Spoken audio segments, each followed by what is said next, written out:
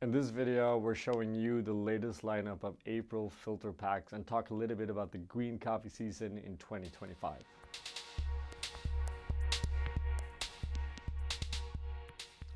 Hi and welcome. My name is Patrick Rolfe and this is Coffee with April.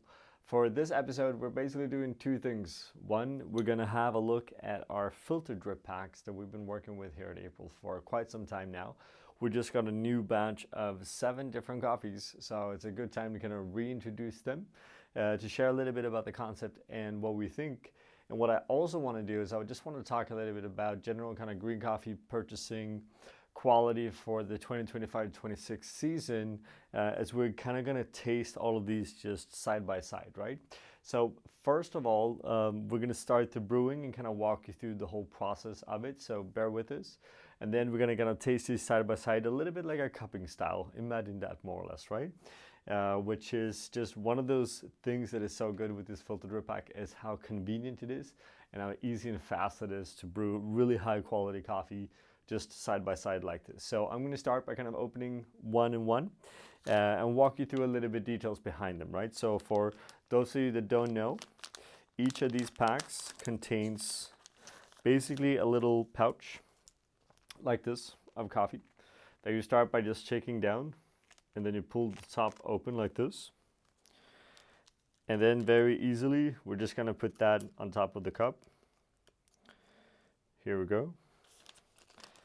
And that's basically it. Inside of the pouch we have 10 grams of April coffee that's been packed, grinded very specifically in order to get the best kind of quality out of these filter drip packs when we brew them, right?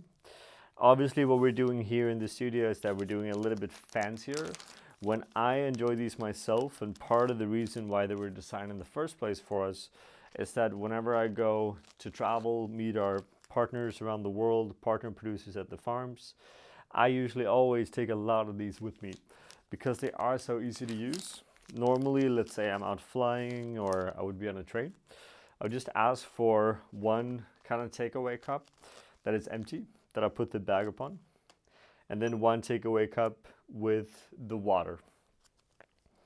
And basically I just put it on the cup, I pour over the water. Really simple. If you want to here, you can definitely go in, you can use scales, you can be a bit more specific. We officially recommend about 150 grams of water. Personally, when I brew them, I actually use a bit more, so I usually between 160 and 170, a bit depending on the coffee. But in general, you're getting really good results either way, right? So again, these are primarily designed to allow you to kind of brew a really good cup of coffee in an environment where you maybe don't sit on that scale, you don't have the grinder, you don't have all of the equipment that you normally do with you, right? One other thing that is really cool with these is that when they're ground, they're sealed in a slight aluminum foil, nitrogen flushed, so the shelf life of these is pretty much endless. Officially about a year, but if you want to, you can keep these for much longer and the quality will remain really high. You can tell that just by smelling the different coffees that are coming up now, which is really cool. I'm gonna basically start brewing. We have water that just kind of boiled up, sits now around 96 degrees Celsius and about 40-60 ppm, right? Obviously when you travel, you don't always know what the ppm of your water is going to be. But I would say in general, that doesn't really matter. So what we're going to do is we're going to start by one pour, fill the filter all the way up. And then we're basically going to let that go down and we're just going to repeat. And when you do this, even without a scale, you're sitting at about 150, 160 of total brewing water pretty much. So this is a good example of how I would usually do it if I'm out traveling. Another thing you're going to notice with these is that you are going to have a really quick brew time. Much quicker than if you would brew the same amount of coffee in, let's say, an April brewer. But what amazes me every time is still the amount of flavors we're able to get out of these coffees, even though we're extracting them so quick.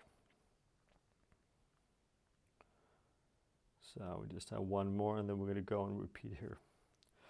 Now, as with every product, pretty much, the quality of the coffee that we use, that we put into the drip packs, are obviously going to dictate the quality of the finished cup of coffee, right? In this case, we've chosen to, as we do with a lot of April products, to actually do the full range. So we have SP capsules, SP coffees, we have limited coffees, and we have April selection coffees, right?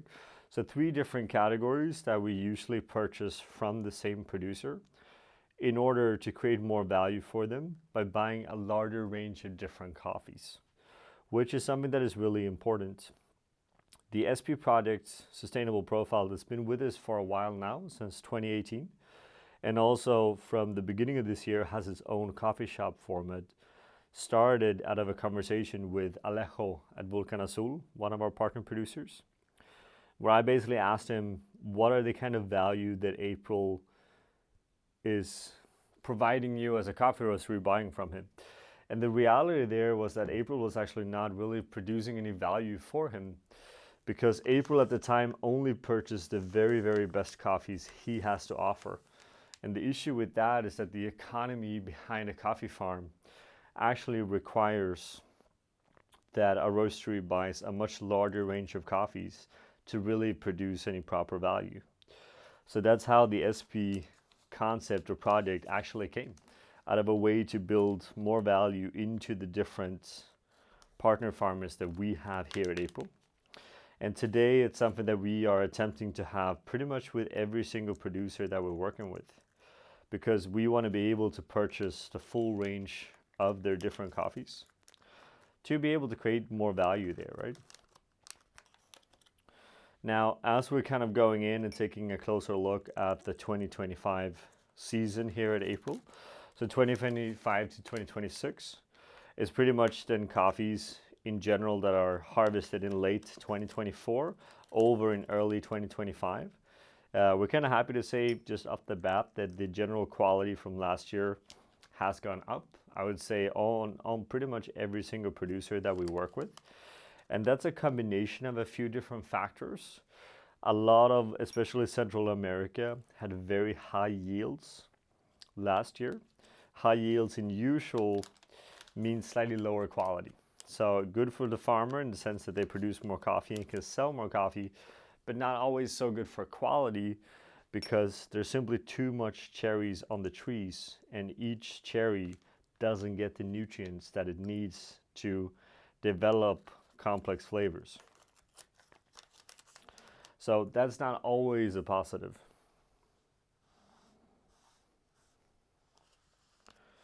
But what's interesting with this year is that we do see a quality increase across the board.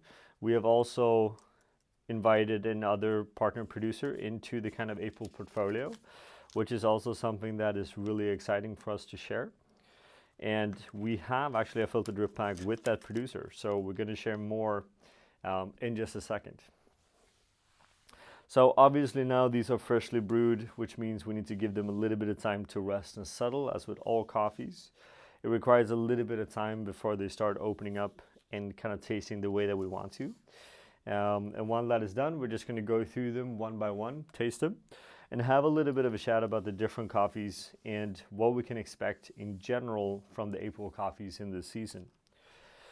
Now, as I mentioned, we have 3 different categories of coffees. So we're starting with SP, Sustainable Profile, to the right. And here we have SP Costa Rica and SP Brazil. SP Costa Rica then coming out of, as I mentioned, the collaboration with Alejo and Volcan Azul, the longest official ongoing partnership that we have here at April. This is a wash process Catura and Catuay, and it's then a farm lot that he is basically farming the most of at his farm. That's why the economy of scale is so important with this. When we started to work with Alejo, we purchased a very, very small amount of these micro lots and nano lots, so the SO28s, the Typicas, the Geishas, but actually none of the larger farmer lots. So now we're able to actually go in and buy all 3 different categories from Alejo, and that's very special for us. Second coffee here, SP Brazil, natural processed ruby from Esperanza, out in Minas Gerais, just outside of Belo Horizonte. We worked with Bruno and his family for quite a long time, and as you know, we don't feature a lot of Brazilian coffee at April, Bruno's coffee we always feature just because that's a special relationship for us, and we really value him as a producer and his family. So we're really happy to share that. Both of these coffees fall into the more kind of developed category of coffees, a little bit fruitier, chocolatey and kind of notes, a little bit more base heavy in general. Followed by that, we have one of the top wash processed geisha lots from Esmeralda, Panama, and a long ongoing partnership there as well. Here in this case, we've been buying both limited and selection for quite some time. They don't really have a coffee that fits into the SP line of coffees, even though that's something that we are looking into. This really complex floral, kind of kumquat-y, jasmine-y, citrusy coffee, which is really interesting. And it's something very special with being able to enjoy this kind of high quality cup pretty much everywhere you go, right? I think we're in a good temperature now, so we're going to start tasting a little bit while I'm kind of walking you through these different coffees, right? So again, looking at SP first, more kind of chocolatey notes, a little bit more balanced, very kind of smooth, creamy, but still definitely with a little bit of acidity and structure in it as well, which is very important in general. I think it's important to say in general that when we're talking about, let's say, a more developed coffee that's still kind of lighter than most people's filter coffees out there. So in general, our scale of kind of roasting from, let's say, light to dark is calibrated quite differently from where a lot of other roasteries would be. So over to the Esmeralda here, very floral, citrusy, a lot of that kind of kumquat, which is really cool. You have this very kind of ripe, mature yellow citrus fruits, which is really cool, I think, in general. Here we go over to the orange, that would be the selection line. We have a few different coffees. The highlight of the year, pure individual SO28 variety from the Kamavindi farm in Embu, Kenya. This has been a pretty extraordinary coffee from kind of start to finish. We asked Peter initially this year to sort out the SO28 variety and the SO34 specifically, which he did. And the result is absolutely extraordinary. This will be the drip pack that I will steal most of these, so they're not going to be available. Just keep them for forever so I can always taste this coffee. Probably try to freeze some of them as well because this is really, really tasty. Next up, Colombia. Here we have a really good wash processed pink bourbon from our partner producer Victor at El Tesoro, basically located in Huila, Palestina. Very tasty coffees. He mainly farms Tabi at the farm, and a variety that we also feature here at April. But the pink bourbon is something very special and something that actually his daughter was pushing for us. His daughter wants to farm at the farm, and it's been definitely one of the best coffees. The cool thing with it is that you have a lot of these kind of floral peachy notes to it, almost like a Ethiopian Kenyan-esque coffee, which is really cool. Next up then is one of those new coffees that we were talking about, Tadesse from Ethiopia, Tadesse Hanka. Very close to another producer that we have, Mr. Regassa, that we worked with for several seasons, where we get a natural processed Krum variety. But the Tadesse here is the first one that's actually wash processed for quite some time. And if you followed April on what we do, you've seen we actually haven't had a wash processed Ethiopian coffee for quite some time. And there's a few reasons for that. One, because we decided a long time ago not to purchase from cooperative structures. We buy coffee from single farmers. This is to ensure better traceability, or proper traceability really, but also making sure we have high quality. And we've been searching for a coffee in Ethiopia for such a long time, and we haven't been able to find it. And here at April in general, if we find a coffee that just isn't tasting the way that we want to, we're not going to work with it. So that's a coffee that we're super excited to have. It's this really kind of floral, citrusy sensation, which we really enjoy with Ethiopian coffees. And the final cup here, natural processed Ethiopian, right, from Regassa. Again, very kind of fruity, a bit strawberry, a bit more plum-like, a little bit more character than in the other coffees. A little bit more of this kind of ferment natural sensation, which in general we kind of steer away from, but still within the kind of clean side of things. So we're really happy for the opportunity to work with it. Just taking a last sip of the Kamavindi. clearly one of the best coffees. So Kamavindi, or Kenya in general, like what's so interesting this season is that Kenya is just so much better than what it used to be. I don't know, over the last few seasons we had a lot of earthy notes. We just haven't had very good quality in general across the board with Kenya. We discovered Kamavindi last season. This is the second season we're working with them, and it's only getting better. So we're super excited for the opportunity to actually work with them. That was basically all we had today. So a little bit of an intro again of the filter drip pack, which we kind of designed to be able to take with us more or less everywhere, right? Works great on a plane, in a train, a summer house, works great in a hotel. Doesn't really matter where you are. You can brew a really tasty cup of coffee as long as you have hot boiling water, and you should be fine. On top of that, a little bit of a breakdown of the green coffee trading, how we think, what we're looking for in this season.